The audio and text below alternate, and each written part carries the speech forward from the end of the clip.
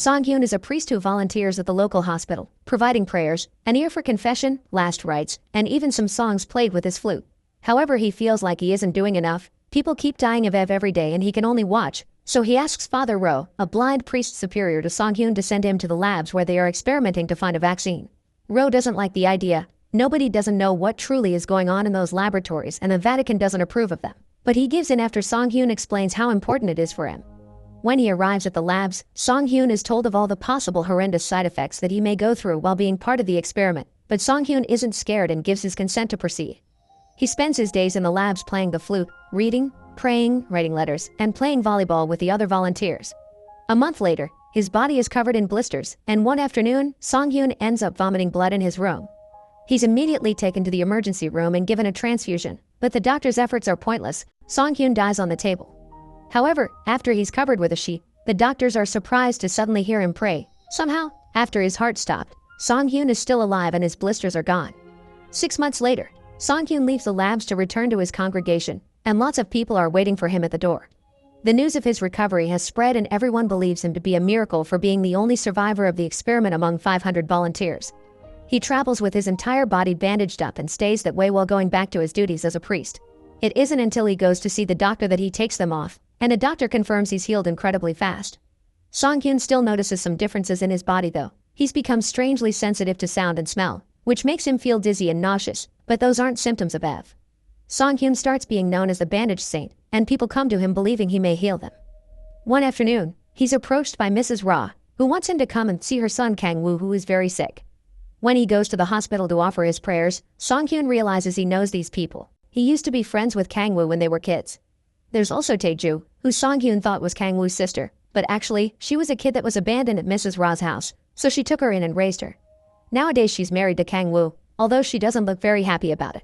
Some days later, once Kang-woo is feeling better, Song-hyun is invited over for dinner, and can't help feeling a little nauseous when he smells some blood. Unknown to him, Tae-ju is on her period. 3 other friends are also invited: Sung-dae, a retired cop, Young-do, and his wife Evelyn.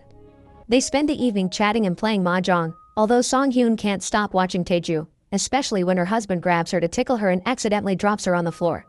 She almost slaps him for it, but instead, she leaves the building and goes out for a run while barefoot.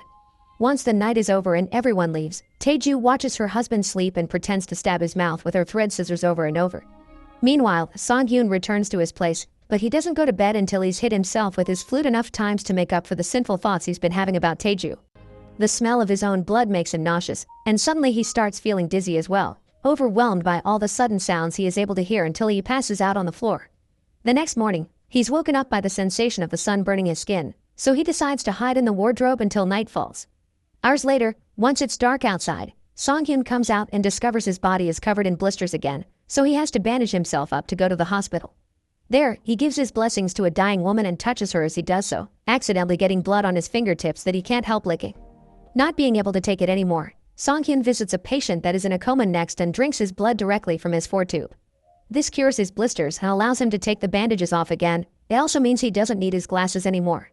Scared by what he's becoming, he jumps off the window and lands on top of a car, but he's still alive and unhurt. On his way back home, he comes across Tae-ju, who couldn't sleep and has gone out for another barefoot run. She tries to run away when she sees him, but he quickly catches up with her and picks her up to put her in his shoes. Then he quickly goes away, not wanting to succumb to the temptation of her veins. The next day, Song-hyun has to wait for night to fall again before visiting Father Ro and asking for his advice.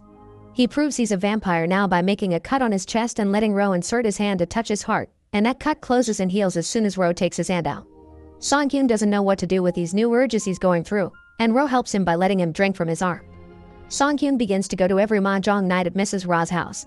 One evening, when Tae-ju is about to go running barefoot again, Song-hyun stops her, and she takes the chance to give him back his shoes. She explains that she runs to get the feeling of getting away from the hell that is her household and that she's been waiting for him to rescue her since they were kids. Before he can stop himself, Song-hyun kisses her and the two of them get down on the floor to try to reach home base, but they're interrupted by Mrs. Ra, who orders Tae-ju to come back to take care of her husband and slaps her when she takes too long. A couple of days later, Tae-ju begins working as a volunteer at the hospital on Sundays, which is the day Song-hyun works there too. She waits for his mass to be over and together they find a room where the only patient is in a coma, so nobody will find them while they use one of the beds to get to know each other better. After they're done, Tae-ju wants to know how their relationship will progress, So Song-hyun decides she should know the truth now before she makes any decisions, but instead of telling her, he shows her what he is by drinking the comatose patient's blood. Tae-ju freaks out and runs back to her house, but Song-hyun follows her and enters the building through the bathroom window, cornering her there. He promises her that he hasn't killed anybody and says that being a vampire shouldn't be different from having any other kind of illness before picking Tae-ju up to take her away with him into a better life. But when he's about to jump off the window with her in his arms, he accidentally kicks off the toilet lid, getting the attention of Mrs. Ra, so Song-hyun runs away alone before he's discovered. Tae-ju watches him leave and notices how he's capable to break a street light in two with his super strength. The next day, Song-hyun is at the hospital, filling some bottles with the comatose patient's blood when he receives a call from Tae-ju, who wants to know how a person can become a vampire. A few hours later, they meet on the roof of the hospital and Song-hyun proceeds to show her all his powers, like healing himself after drinking blood, breaking a coin in two, and jumping from roof to roof with her in his arms. While carrying her around, Song-hyun notices some wounds on Tae-ju's thighs and assumes Kang-woo is mistreating her, which she confirms. But when she goes back to her place later, Kang-woo is surprised to see these wounds too and expresses his concern for her, thinking it was a patient with mental health issues that attacked her. Meanwhile, Song-hyun visits Father Ro, who tells him he should go back to the lab and ask for a cure. This is sadly impossible because such a long trip would expose Song-hyun to sunlight, so Father Ro asks him to give him some of his blood instead then.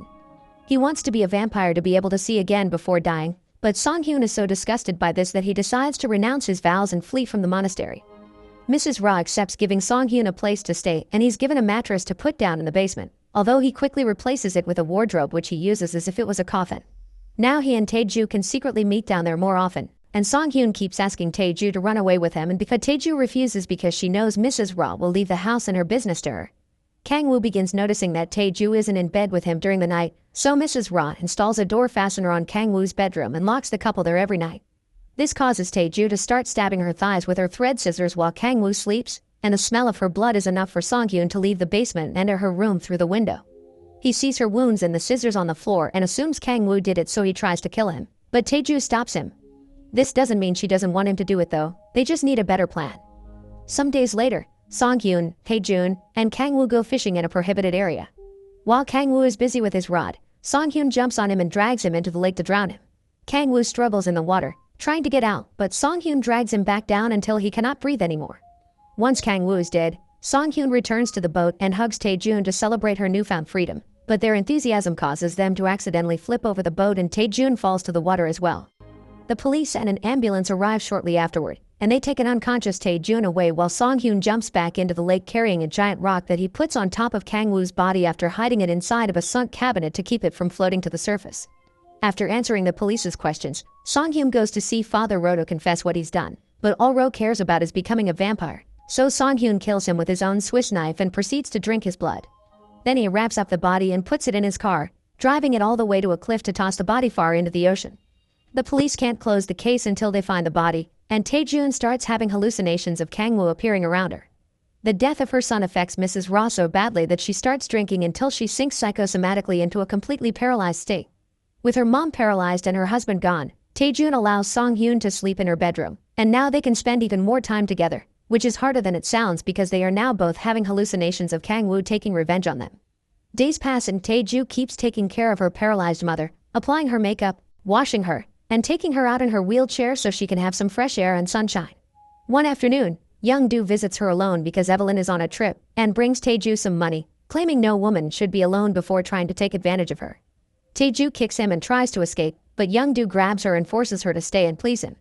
By the time Tae-ju finally gets to leave, night has fallen, and she comes across Song-hyun on the streets, who gets unhappy when he smells Young-do on her body. Some days later, Tae-ju and Song-hyun buy a cake and celebrate Mrs. Ra's birthday. Remembering that her mom never celebrated her birthday, Tae-ju slaps Mrs. Ra, and Song-hyun slaps her in return for disrespecting her mother. Tae-ju wonders who he thinks he is to hit her like that and accidentally lets it slip that Kang-woo had never hurt her, which enrages Song-hyun because that's the only reason why he agreed to kill him. Tae-ju disagrees, and after saying she's sure he would have killed him anyway because of jealousy, she goes to cry to her mother about how scared she is, pretending to be a victim as well. Mrs. Ra may be paralyzed, but she can still move her eyes and hear everything is being said in front of her, so now she knows their little secret. After Tae-ju accuses him of cursing her family, Song-hyun gets even angrier and hits Tae-ju, tossing her to the side. Mrs. Ra starts convulsing then, so he gives her CPR until she calms down, and Tae-ju uses that chance to run into another room. However, it's easy for Song-hyun to catch up with her and capture her, deciding to listen to her pleas and kill her so she can reunite with her husband. Crying over what he did, he hugs Tae-ju and starts drinking her blood, but when he notices Mrs. Ra watching them, guilt and regret take over him. There's only one thing he can do now: feed Tae-ju with his own blood and transform her into a vampire too.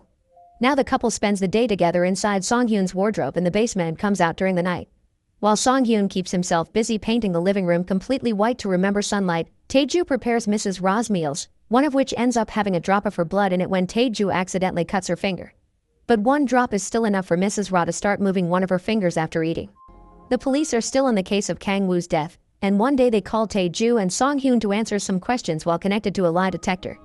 The two of them pretend they're only acquaintances that barely know each other, so when they're done, Song-hyun takes the car and Tae-ju takes a taxi so they don't raise suspicion. But Tae-ju can't help herself any longer, so she ditches the cab and calls one of the cops to ask him to pick her up under the excuse she has something to confess. When the officer finds her in the middle of the road, Tae-ju kills him, takes him to the woods, and drinks his blood before burying him there. When she returns home, Song-hyun tastes the blood on her lips and guesses she's been killing indiscriminately.